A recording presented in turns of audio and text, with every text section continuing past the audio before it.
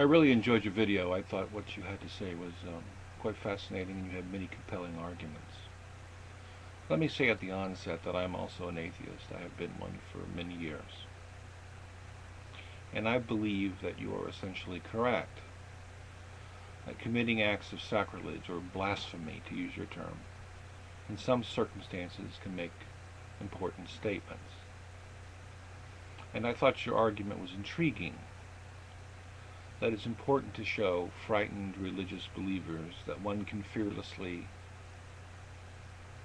challenge a religion, and that an act of sacrilege is a way of fearlessly challenging a particular religion. Never heard that argument before. I thought it was really quite good. But I can't help but wonder if any of that is really relevant to the issue at hand. And I'm particularly referring to so-called Crackergate, about the women that entered the church and took videos of the service, and particularly participated in the Eucharist and palmed the cracker, the wafer. As much as acts of sacrilege can be important, I wonder if they negate certain basic rights. And the rights that these church people had in that particular circumstance. What am I talking about? Well, let me ask it in the form of a question. Do people have a right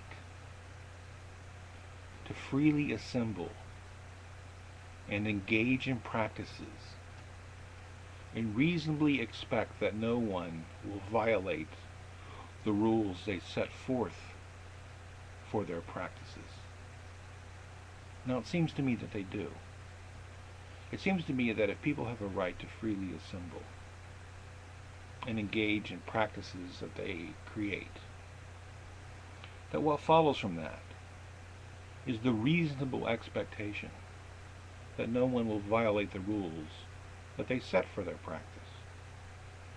And it seems to me that that's what is an error here in Crackergate.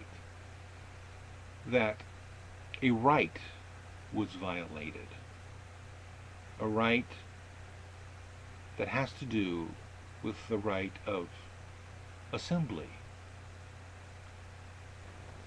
And I think that's really what the issue is. It's not about whether or not acts of sacrilege can be important. That's not the issue.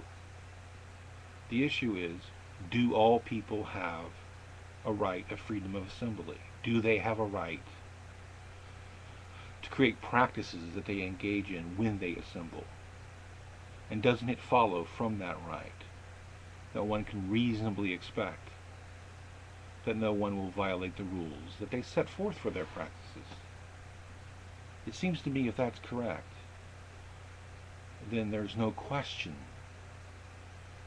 that the women involved in Crackergate violated that right. I'd be interested in knowing what you have to say about that, what you think about that. Thanks.